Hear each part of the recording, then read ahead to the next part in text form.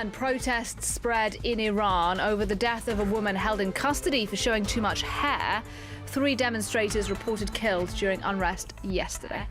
Now, following her death, demonstrations were held in the country's Kurdish region that she hails from. Yesterday, though, they'd also spread to the capital, Tehran, and at least 3 protesters are reported to have been killed.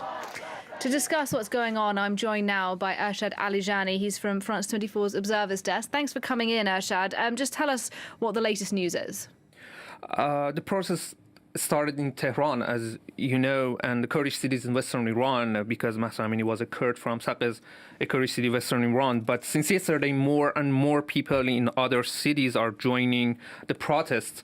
Mashhad, the holiest city for the holiest Shia city in Iran, Isfahan, Yazd, in the center, Rash in northern Iran, and many other cities. Even today, Tabriz, a Turkish city, joined to the protests.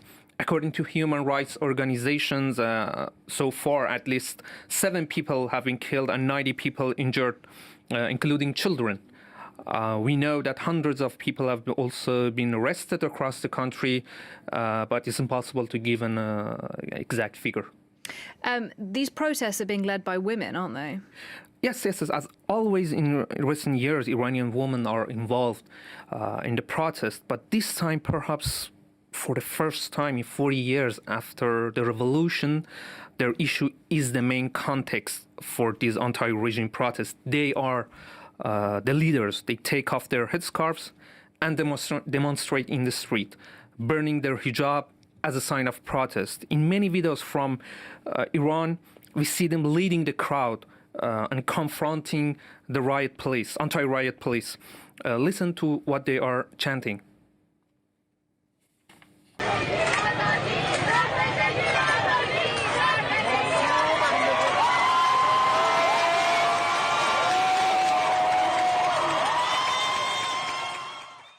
As you saw, they are chanting woman, life, freedom. It's a new chant in Iran that is being heard for the first time. People often chant general slogans like death to Khamenei, he's the supreme leader.